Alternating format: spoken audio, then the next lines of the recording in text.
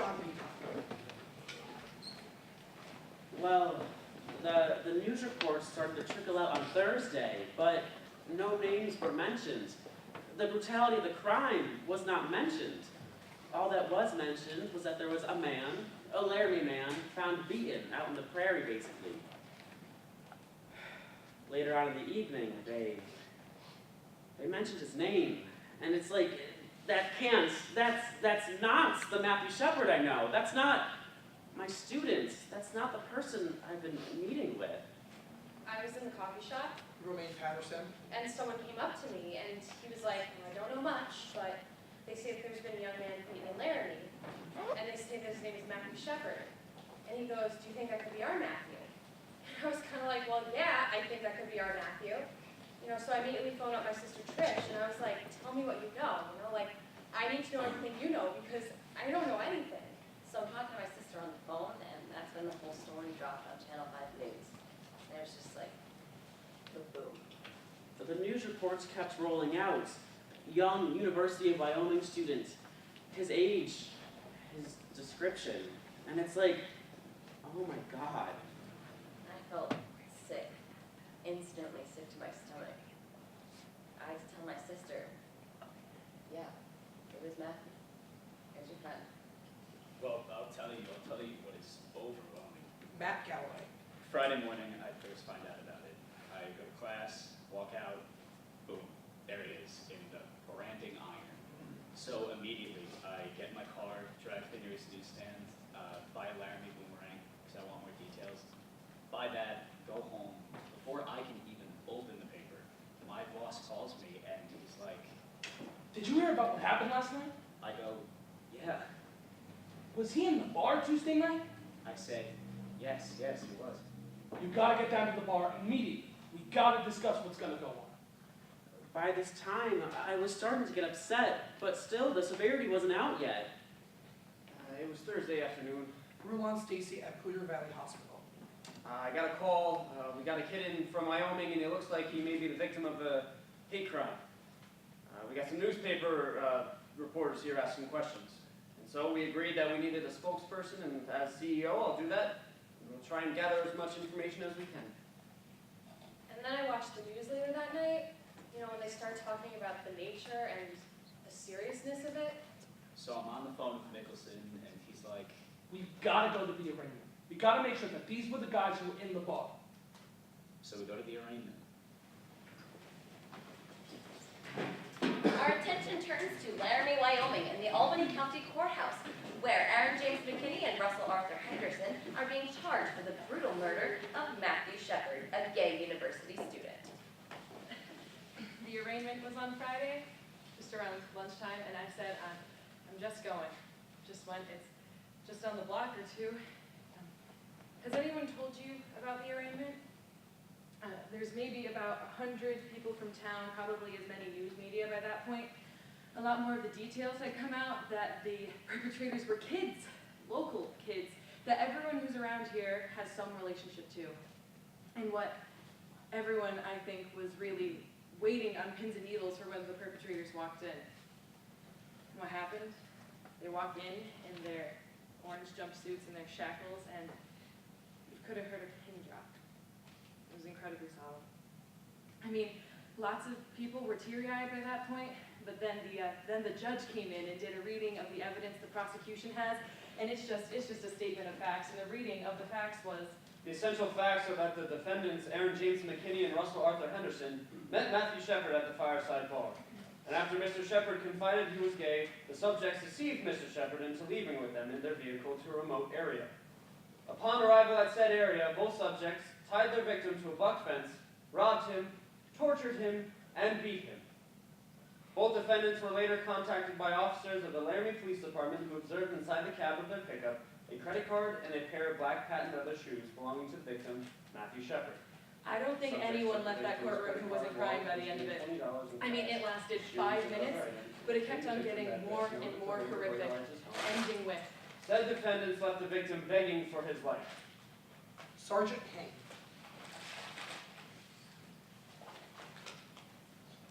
How can this happen? I don't think a lot of people people understand, and even I don't understand, how someone could do something like that. We have one of the most vocal populations of gay people in the state. And it's pretty much live and let live. Laramie resident Jeffrey Lockwood. My secret hope was that it was from somebody from out of town, because then you can create that distance. You know, we don't grow children like that here. Well, it's pretty obvious that we do grow children like that here. So that was the arraignment. And my response was pretty catatonic, not eating, not sleeping. Don't leave me alone right now. More and more reports came in about the sheer brutality, the motivations, how this happens. And then, quite frankly, the media descended and there was no more time to reflect on it anymore. Laramie, Wyoming, often called the gem city of the plains, is now at the eye of the storm. The town had its bigots and rednecks for sure, but there are no more bigots. As a gay college student, they hospitalized in critical condition. While most This people is all don't think there. they're My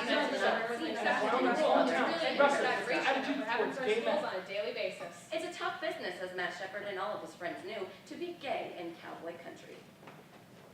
It was huge. Yeah, it was herds. I mean, we're talking hundreds of reporters. That makes a huge dent in this town's population.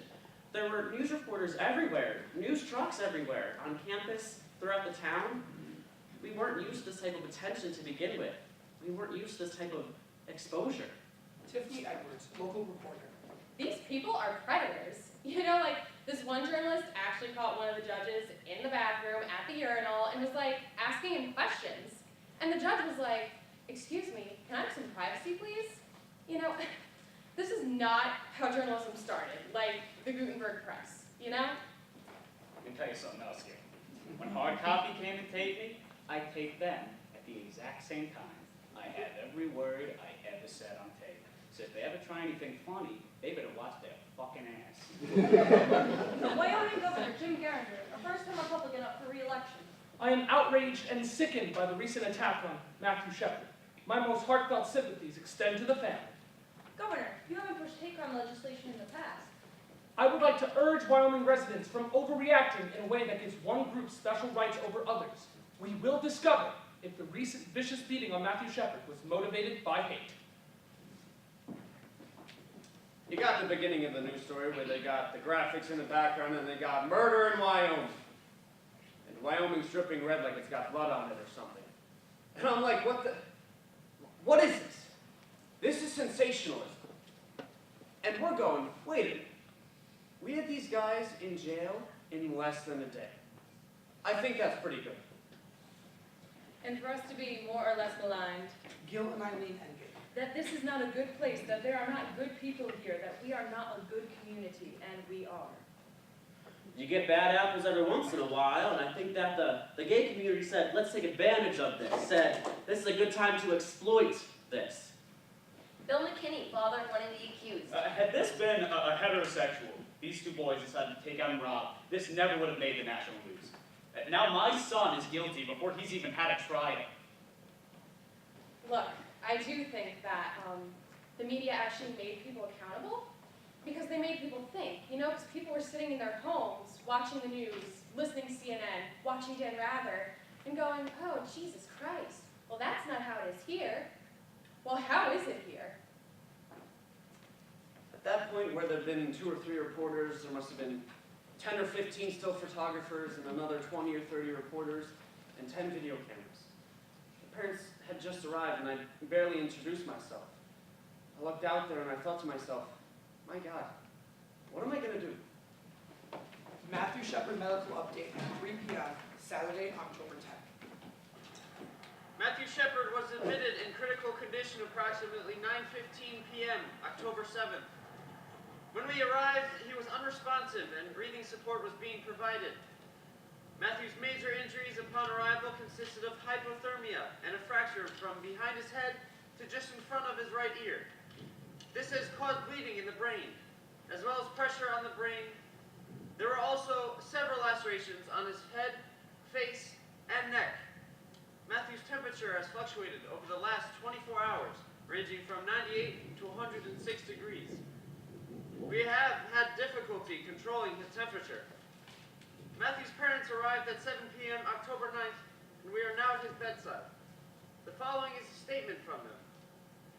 First of all, we want to thank the American public for their kind thoughts about Matthew and their fond wishes for his speedy recovery. We appreciate your prayers and goodwill, and we know that they are something Matthew would appreciate too. We also have a special request for the members of the media. Matthew is very much in need of his family at this time, and we ask that you respect his privacy as well as Matthew so we can concentrate all our efforts, thoughts, and love on our son. Thank you very much. Both Aaron McKinney and Russell Henderson pled not guilty to charges. Their girlfriends, Chastity Halsey and Kristen Price, also pled not guilty after being charged as accessories after the fact. During our next trip, we would speak to the chief investigating officer on the case, Detective Rob Legree of the Albany County Sheriff's Department. I guess the thing that bothered me the most was, when we went down to Poudre Valley, I guess the thing that bothered me the most was seeing it, touching it. As a homicide detective, you see a lot of bodies. But this poor boy is sitting here, fighting all his life, just trying to make it. I wanted it so bad a book, I keep seeing that picture in my head from when I found him, Aaron Kreifels. and it's not pleasant whatsoever. I want to get it out. It's just so unbelievable to me that I'm the one who found him. And the big question with me, like with my religion, is why did God want me to find him? I know how to take care of myself, and I was irrationally terrified. Catherine Conley. And so what that means is not letting my 12-year-old son walk the streets, seeing a pickup truck do a U-turn and thinking it's coming after me, and having to stop because I'm shaking so bad. But when in fact the pickup truck did not come after me, but my response was to have my heart in my mouth. Ultimately, no matter how you dice it, I didn't have an opportunity. Matt Calloway. If I had amazing hindsight of 2020, we could have stopped what occurred. And I keep thinking to myself, I should have noticed. These guys shouldn't have been talking to this guy. I should have not had my head down when I was washing dishes for those 20 seconds. Things I could have done. What the hell was I thinking? So you do a lot of studying, you spend hours and hours and hours. You study and study and study. You talk to your officers, you make sure they understand, you talk to the witnesses, and always coming back to it. I get this flash of Matthew, and I wanted it so tight that there was no way these two boys were going to get away with it. One of the things that happened when I got to the fence, Reggie Flutie. it was just such an overwhelming amount of blood, and you're trying to wear protective gloves, but we had a cheap sheriff at the time, and we bought our shit gloves, so you put them on, and they kept breaking. So finally, you run out of gloves, and you say don't hesitate. That's what your mind tells you to do.